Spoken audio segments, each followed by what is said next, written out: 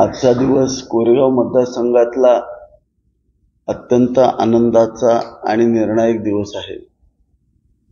मागच्या आठवड्यामध्ये आपण वसना वांगणा प्रकल्पाच्या अंतर्गत येणाऱ्या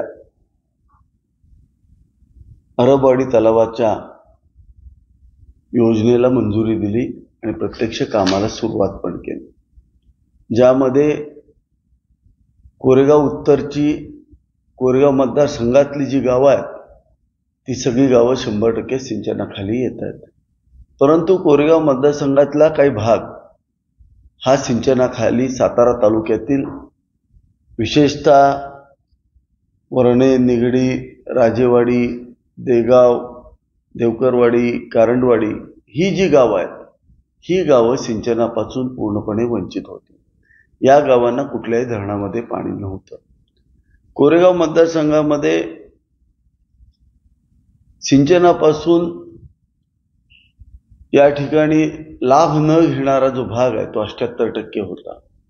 परंतु या विभागाचा आमदार झाल्यानंतर माझं प्रथम प्राधान्य हे सिंचनासाठी पाणी देणं, शेतकऱ्यांना शेतासाठी पाणी देणं हे प्राधान्य राहिलं आणि त्याच्यामध्ये आम्ही यशस्वी झालो। लक्ष्मणराव इनामदार उपसा सिंचन योजना झे गटापूर याच्या माध्यमातून खटावचा पूर्णपणे दुष्काळ आम्ही त्या ठिकाणी नाहीसा केला। आज सगळीकडे पाणी फिरलेलं आहे। आता माझं लक्ष कोरेगाव तालुक्यावरती आहे। कोरेगाव तालुक्यामध्ये रामूसवाडीपासून भाडऱ्यापर्यंत आणि नलवडेवाडीपासून देऊर, बिचुकले, पळशी ह्या सगळ्या गावांना पुन्हा एकदा आपल्याला सिंचनाखाली आणायचे। मग यासाठी आदरणीय मुख्यमंत्री एकनाथजी शिंदे साहेबांनी 31 जानेवारी 2023 रोजी मंत्रालयाची बैठक घेतली होती। त्यामध्ये जलसंपदा मंत्री आदरणीय देवेंद्र फडणवीस साहेब त्याला हजर होते आणि या दोघांनी मिळून निर्णय घेतला आणि कोरेगाव मतदारसंघाला 2 TMC पाणी देण्याचा जो निर्णय होता तो निर्णय 2 ऑक्टोबर जो GR माझ्या समोर आहे 2 ऑक्टोबर 2023 ला तो कायम केला आणि त्यातला जो GR आहे त्याची प्रत माझ्याकडे आहे, ज्याच्या अन्वये फेर नियोजन पाण्याचं करून संपूर्ण मतदारसंघातल्या सगळ्या गावांना पाणी देण्याचा निर्णय या ठिकाणी मंत्रालयात घेतला होता। ही योजना सत्यात आणणं हे शक्य झालं, पाणी आरक्षित झालं, परंतु याला निधी उपलब्ध होणं गरजेचं होतं। मी अभिमानानं सांगतो, सातारा जिल्ह्यानं एक खासदार मोदींच्या बरोबर भाजपमध्ये काम करण्यासाठी दिला। महायुतीचे आमदार या ठिकाणी सगळे एकत्र लढले आणि श्रीमंत छत्रपती उदयनराजे भोसलेंना आपण खासदार म्हणून त्या ठिकाणी संसदेत पाठवले।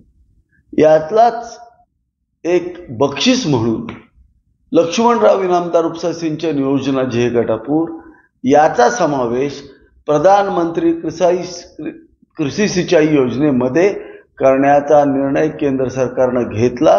हा फार मोठा निर्णय आज या ठिकाणी झाला। त्या निर्णय झाल्यानंतर त्याची माहिती आपण संपूर्ण जिल्ह्याला दिली। आज पुढचा निर्णय होतोय। आदरणीय मुख्यमंत्री एकनाथजी शिंदे साहेबांनी या लक्ष्मणराव इनामदार उपसा सिंचन योजना झे गटापूरच्या विस्तारित योजना आहेत।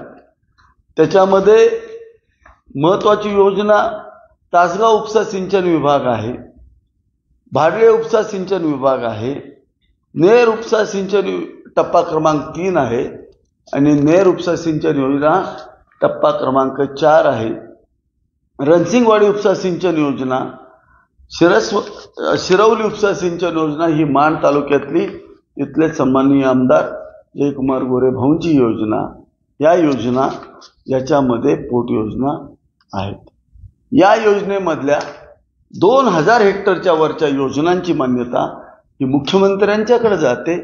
या योजनांमध्ये तासगाव उपसा सिंचन योजना तालुका जिल्हा सातारा या योजनेला मुख्यमंत्र्यांनी 13/9/2024 रोजी GR काढून या ठिकाणी मान्यता दिलेली आहे.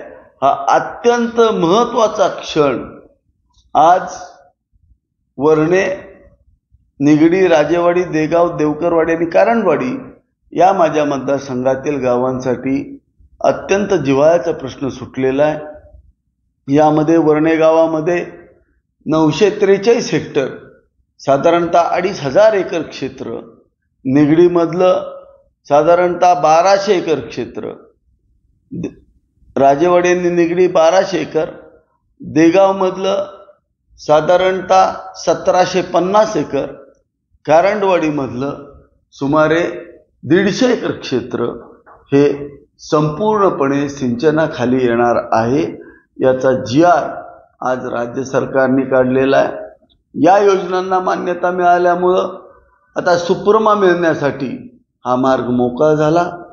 आता हे पैसे केंद्र सरकार आणि राज्य सरकार या पैशाची तरतूद करून या ठिकाणी आमचा हा जो पाण्याचा प्रश्न आहे, शेती पाण्याचा प्रश्न या ठिकाणी मार्गी लागतोय.